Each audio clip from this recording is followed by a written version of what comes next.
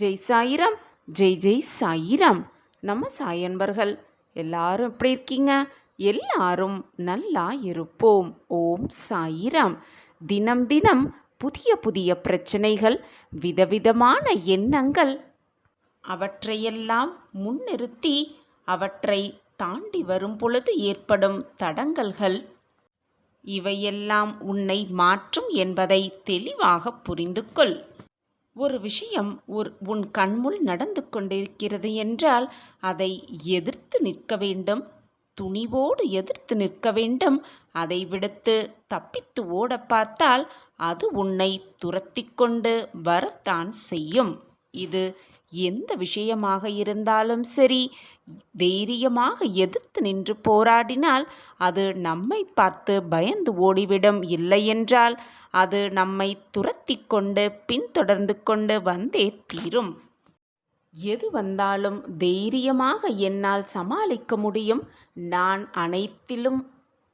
அனைத்து தடைகளையும் தகர்த்து எறிந்துவிட்டு என் வாழ்க்கையில் வெற்றி என்னும் இலக்கை அடைவேன். என் வாழ்க்கையில் வெற்றி பெறுவதற்காகவே நான் போராடி கொண்டிருக்கிறேன். அந்த வெற்றியை நிச்சயமாக அடைந்தே தீருவேன் என்ற வைராக்கியம் உன் மனதில் இருந்தால் போதும். நீ கேட்டது கேட்டபடியே உனக்கு கிடைக்கும். நீ எதிர்பார்த்ததை விட அதிகமாகவே உனக்கு கிடைக்கும். நீ என்னிடம் வைத்த கோரிக்கைகள் ஒவ்வொன்றாக உன் வாழ்க்கையில் நடக்கத் துவங்கும், நிகழத் துவங்கும். அதே நம்பிக்கையோடு, அதே தன்னம்பிக்கையோடு, அதே உத்வேகத்தோடு, அதே தைரியத்தோடு, அதே மகிழ்ச்சியோடு இதை முழுவதுமாக நம்பிக்கையோடு கேள். நீ என்னிடம் வைக்கும் கோரிக்கைகள் இனி நிச்சயமாக நிறைவேறும்.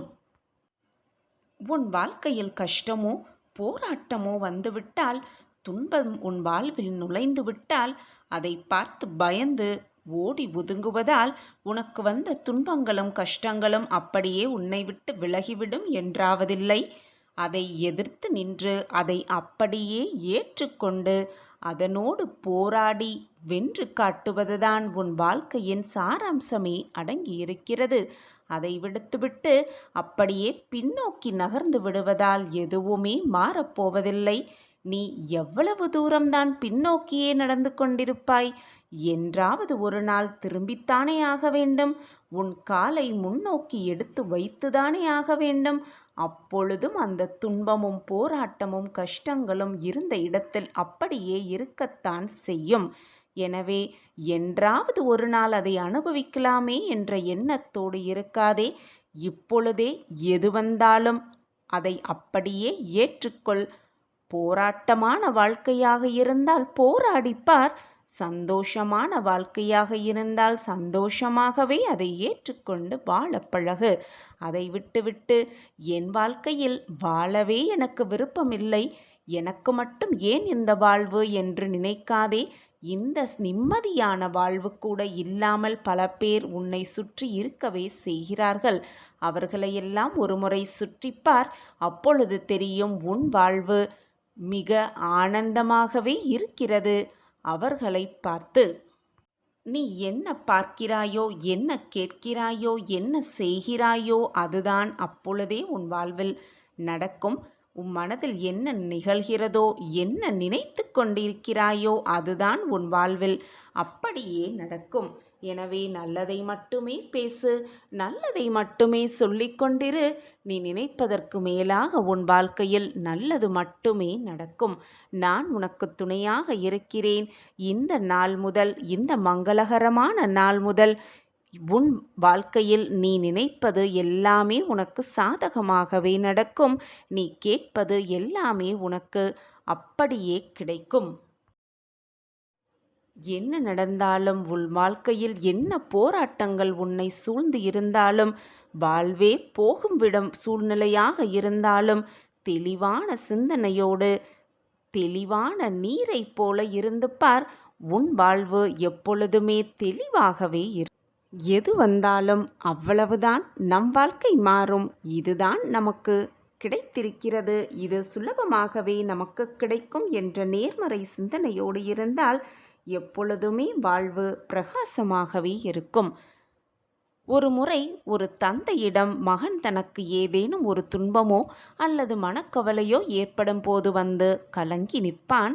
அப்போது அவனது பிரச்சனையை கேட்டபின் தந்தை ஒரே வார்த்தையில், "இவ்வளவுதானா உன் பிரச்சனை? எல்லாம் சரியாகிவிடும்" என்பாராம்.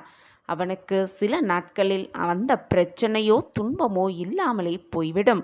அந்த மகனும் வளர்ந்தான். இப்படியே பிரச்சனை வரும் பொழுது தந்தையிடம் வந்து நிற்பதும், தந்தை "இவ்வளவுதானா உன் பிரச்சனை? எல்லாம் சரியாகிவிடும்" என்று சொல்லுவதும் வாடிக்கையாகவே இருந்தது. தந்தைக்கும் வயதானது. அவரது மகன் தற்போதெல்லாம் எந்த பிரச்சனை வந்தாலும் தந்தையிடம் சிரித்துக்கொண்டே சொல்ல ஆரம்பித்தான். ஒரு நாள் மகன் தந்தையிடம் கேட்டான், "எவ்வளவு பெரிய பிரச்சனை வந்தாலும் இவ்வளவுதானா எல்லாம் சரியாகிவிடும் என்று? இந்த பிரச்சனையை நீங்கள் சொன்னவுடன் அந்த பிரச்சனை மிக சுலபமாக முடிந்து விடுகிறதே, இது எப்படி?" என்று மகன் தந்தையிடம் கேட்டானாம். அந்த தந்தை சிரித்துக்கொண்டே சொன்னார், "சில வருடங்களுக்கு முன்பாக பிரச்சனை என்று வந்தால் கண்கலங்கி வந்து என் முன்னால் நிற்பாய். நீ கலங்கும் போது அந்த பிரச்சனையை எப்படி தீர்க்க வேண்டும் என்று உனக்கு தெரியாமல் இருக்கும். நான் இவ்வளவுதானா என்று கேட்டதும் உன் மனம் இது ஒரு பிரச்சனையே இல்லை என்று ஒரு முடிவுக்கு வந்து அந்த பிரச்சனையும் முடிந்தேவிடும் மிக சுலபமாக. இப்பொழுதெல்லாம் எவ்வளவு பெரிய போராட்டங்களை நீ சந்தித்தாலும், உன் முன் எவ்வளவு பெரிய போராட்டங்கள் இருந்தாலும் அதற்கான தீர்வு மட்டும்தான் உனக்கு தெரியும். சின்ன வயதிலிருந்து ஏதாவது பிரச்சனைனா என்னை பயமுறுத்தி பல பேர் இருந்தாங்களே தவிர தைரியம் சொல்ல ஒரு ஆள் கூட இல்லாமல் தான் நான் வளர்ந்தேன். ஆனால் நீ அப்படி வளரக்கூடாது என்பதற்காகத்தான் நீ கலங்கி வந்து என் முன் நின்னால். அவ்வளவுதானா? இது நிச்சயமாக சாதகமாகவே முடியும் என்று உன்னை சொல்லி சொல்லி நான் வளர்த்தேன்" என்று கூறினாராம் அந்த தகப்பன். நாமும் எவ்வளவுதான் புத்திசாலியாக இருந்தாலும், எவ்வளவுதான் திறமைசாலியாக இருந்தாலும், ஏதாவது ஒரு பிரச்சனை என்று வந்துவிட்டால் துவண்டு விடாமல் நம் மனதிற்குள்ளேயே "இவ்வளவுதானா நம் பிரச்சனை?" என்று கேட்டு பார்த்தால் நம் மனதிற்கே இது ஒரு பிரச்சனையே இல்லை என்பதை புரிந்து கொண்டு அதற்கான தீர்வை நம் மனதே எடுக்கும். இதுதான் வாழ்க்கையின் ரகசியம். எனவே ஒரு நிமிடம் இவ்வளவுதான் என்று நினைத்து பார்த்தால் எல்லாமே அவ்வளவே முடிந்துவிடும். அடுத்த கட்டத்தை தாண்டி சென்று கொண்டே இருக்கலாம். வாழ்க்கையில் ஜெயித்து கொண்டே இருக்கலாம். போராடிக்கொண்டே இருக்கலாம். நிச்சயமாக வாழ்க்கையை வென்றே காட்டிவிடலாம். சாயப்பாயிருக்க நமக்கு ஏன் மனக்கவலை? இதை நம்பிக்கையோடு முழுவதுமாக கேட்டாயல்லவா? இனி உன்னுடைய பிரார்த்தனை, நீ என்னிடம் வைத்த பிரார்த்தனை எல்லாமே முடிவுக்கு வரும். உனக்கு சாதகமாகவே நிகழும். உன்னை சுற்றி நண்பர்களும் உறவுகளும் இருந்தால், உன் மனதிற்கு பிடித்தமான உறவுகள் உன்னை சுற்றி இருந்தால் அவர்கள் உன்னை பாதுகாப்பார்கள். உன் கஷ்டத்திற்கு தோள் கொடுப்பார்கள். உன்னை கஷ்டத்திலிருந்து மீட்டெடுப்பார்கள் என்று நான் உன்னை கவனித்து கொண்டுதான் இருப்பேன். அவர்கள் உனக்கு உதவ என்னென்ன செய்கிறார்கள் என்பதையும் நான் பார்த்து கொண்டுதான் இருப்பேன். ஆனால் உனக்கு துணையாக உன்னுடைய உறவுகள், நண்பர்கள், உன் உற்றார் உறவினர் யாருமே உனக்கு இல்லை என்று நீ நிர்கதியாக நிற்கும் ஒரு சூழ்நிலை உனக்கு வந்தால், நானே உன் அருகில் இருந்து உனக்காக அனைத்தையும் பார்த்து பார்த்து செய்வேன். அதனால் எதை நினைத்தும் வருத்தப்படாதே. உனக்கு தெரியாமலே உன் கைகளை நான் இறுக பற்றி கொண்டுதான் இருக்கிறேன். நான் உன் கைகளை இறுக பற்றி கொண்டுதான் இருக்கிறேன். நீயும் என் கைகளை நன்றாக பற்றிக்கொள். உன்னுடைய சந்தோஷம், மகிழ்ச்சி, ஆனந்தம் எல்லாமுமே என் கரங்களில்தான் இருக்கிறது என் பிள்ளையே. உன்னுடைய பிரச்சனைக்கெல்லாம் ஒரு முடிவை நானே உனக்கு தந்து, உனக்கிருக்கும் பிரச்சனை அனைத்தையும் உனக்கு சுலபமாக தீர்த்து வைத்து, நடப்பது அனைத்தையும் உனக்கு சாதகமாக நான் மாற்றி காட்டுகிறேன். நீ தவறான பாதையில் சென்றாலும் கூட, நீ தவறான வழியை தேர்ந்தெடுத்தாலும் கூட, நான் உன்னை வழி மாற்றி விடுவேன். ஏனென்றால் நான் தான் உன்னை பிடித்து கொண்டே இருக்கிறேனே. உன்னால் எப்படி தவறான பாதையிலோ தவறான வழியிலோ செல்ல முடியும்? உன் வாழ்க்கை தடம் புலரும் நேரம் வந்தால் கூட உன்னை மாற்றும் வழியை நான் பார்ப்பேன். உன் வாழ்க்கையில் உன்னை வெற்றியடைவதற்கான அத்தனை வழிகளையும் நான் செய்து கொண்டே இருப்பேன். உன் கைகளை நன்றாக இறுகப் பிடித்துக்கொண்டு உன்னை வெற்றிக்கான பாதையில் வழிநடத்தப் போகிறேன்.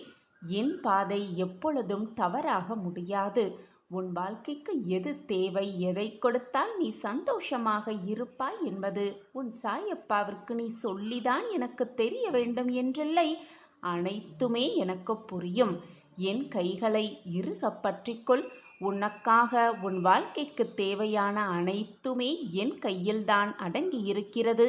நான் அதை தகுந்த நேரத்தில் தக்க சமயத்தில் உனக்காக கிடைக்க செய்வேன். உன் வாழ்க்கையை பிரகாசமாக்குவேன். நீ வேண்டுவது அனைத்தையும் உன்னுடைய கரங்களில் கொடுப்பதற்காகத்தான் இப்பொழுது என்னை இறுகப் பற்றி கொள்ள சொல்கிறேன். எப்பொழுதுமே என் கரங்கள் உனக்கு தெரிந்தோ தெரியாமலோ பற்றி கொண்டுதான் இருக்கும். கஷ்டமான சூழ்நிலை வரும்பொழுது உனக்கு ஆறுதலாகவும் நானே இருப்பேன். உனக்கு வழிகாட்டியாகவும் நானே இருப்பேன். உன்னுடைய தாயாக தகப்பனாக இருந்து அனைத்துமாக நானாய் இருந்து உனக்கு நல்ல வழியை காட்டிக்கொண்டே இருப்பேன். உன்னை சுற்றி இருப்பவர்கள் யார் என்ன கூறினாலும் நீ அதற்காக கவலைப்பட வேண்டிய அவசியமே இல்லை. உன் வாழ்க்கையை அவர்களுக்காக நீ வாழ முடியாது. அவர்களுக்காக நீயும் உன்னுடைய வாழ்க்கையை விட்டுத்தரவும் முடியாது. எனவே மற்றவர்கள் என்ன சொல்லுகிறார்கள் என்பதை நினைப்பதை விட உனக்கு எது சரி என்று படுகிறதோ, உன் மனதிற்கு எது சரி என்று படுகிறதோ அதை பற்றி மட்டுமே உன் சிந்தனையை வைத்துக்கொள். மற்றவர்கள் என்ன சொல்லுவார்கள் என்று நீ கேட்க ஆரம்பித்தால் உன் வாழ்க்கையை நீ வாழவே முடியாது. மற்றவர்கள் என்ன நினைப்பார்கள் என்று நீ எண்ண ஆரம்பித்தால் உன் வாழ்க்கையில் ஒரு அடி கூட உன்னால் சுயமாக எடுத்து வைக்கவே முடியாது.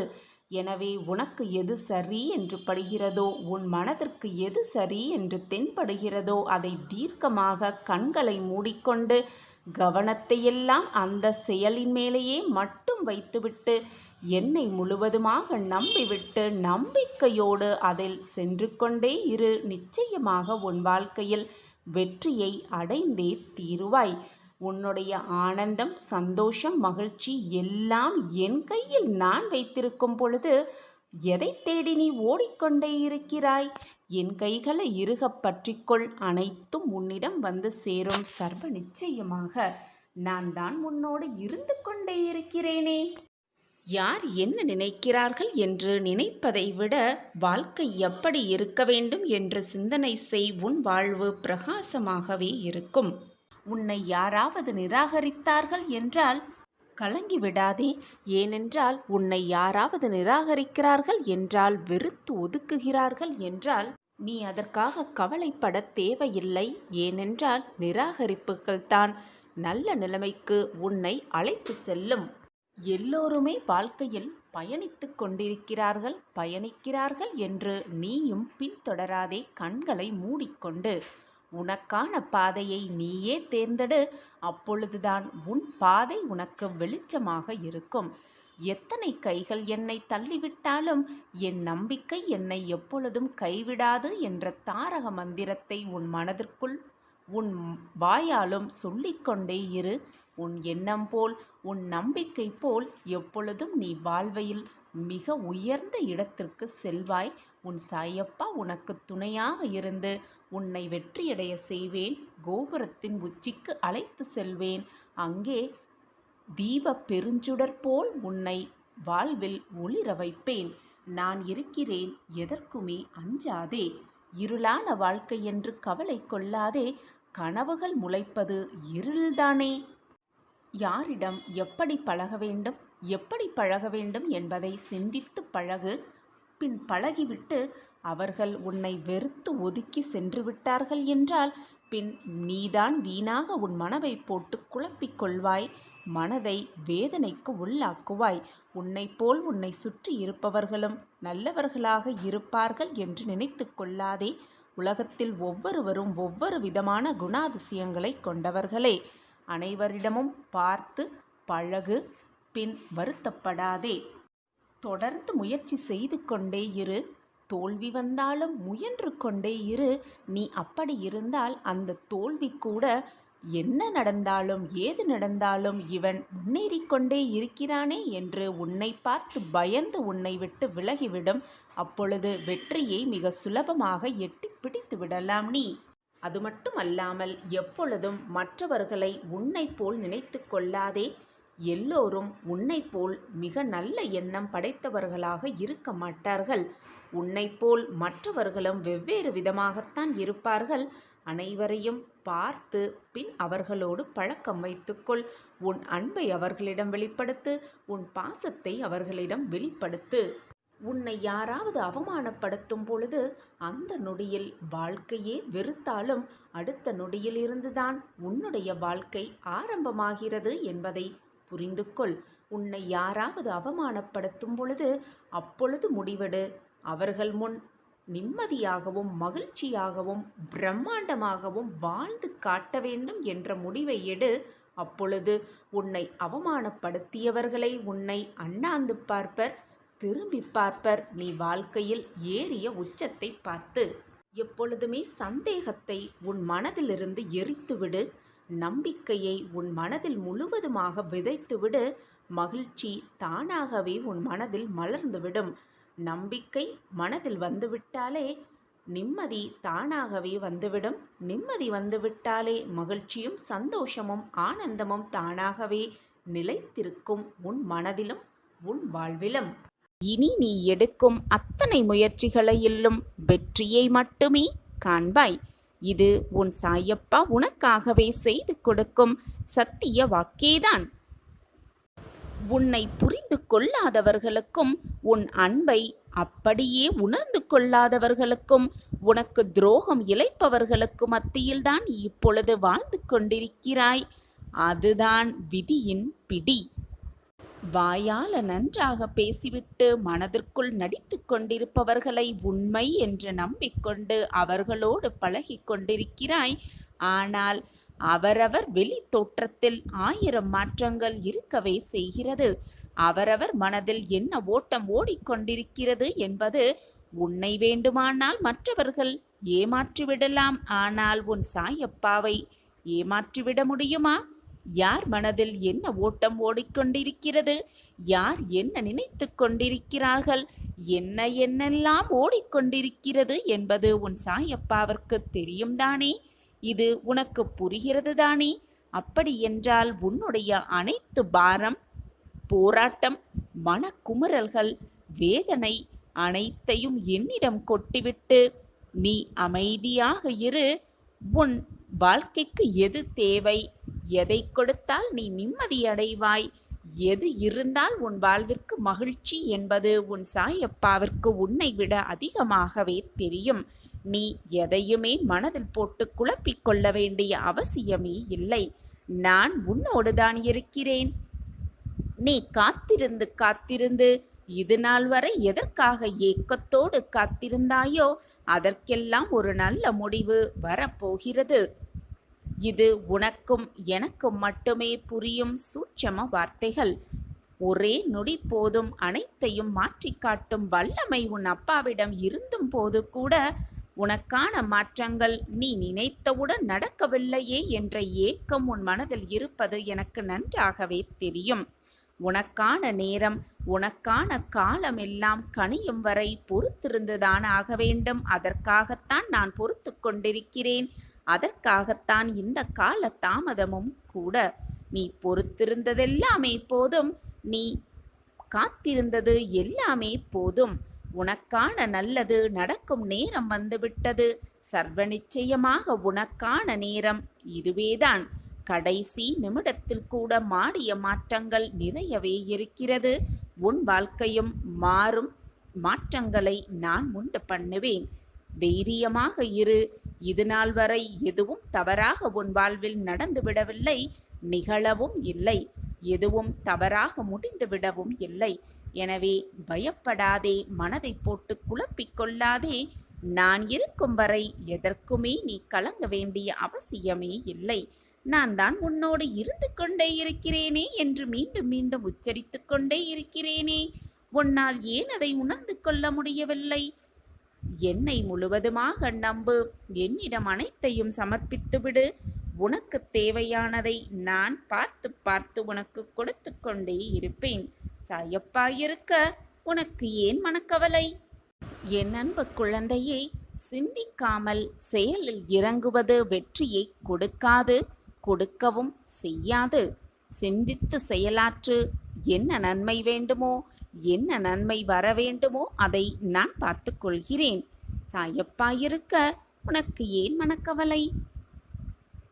குருவே, என்னை எல்லோரும் ஏமாளி என்று சொல்லிக் கொண்டே இருக்கிறார்கள் என்று வருத்தத்தோடு ஒரு இளைஞன் வந்து குருவிடம் முறையிட்டான்.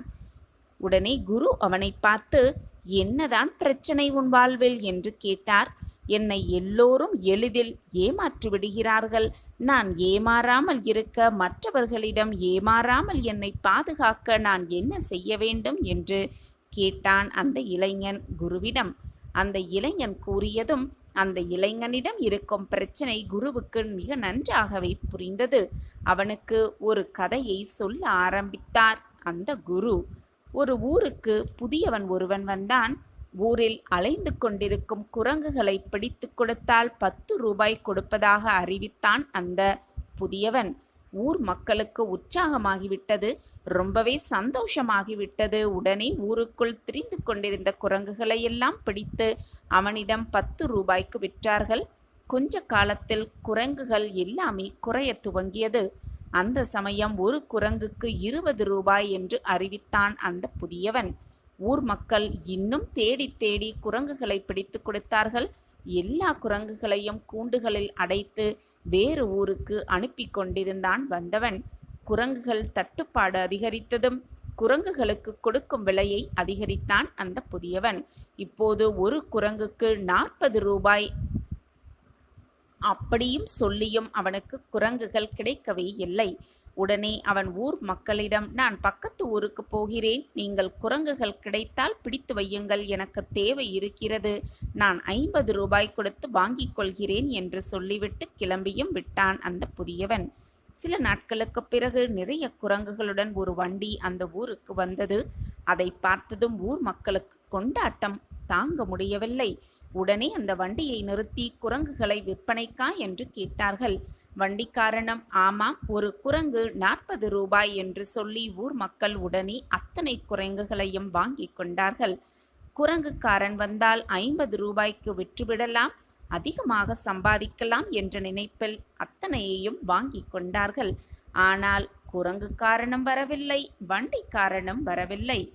இருவரும் கூட்டாளிகள் என்பது, இருவரும் சேர்ந்து ஏமாற்றி பணம் சம்பாதித்து கொண்டிருக்கிறார்கள் என்பது வெகு காலம் கழித்துதான் ஊர் மக்களுக்கு தெரியவும் வந்தது. இந்த கதையை குரு சொன்னதும் வந்தவனுக்கு தான் எப்படி ஏமாறுகிறோம் என்பது தெள்ள தெளிவாகவே புரிந்தது.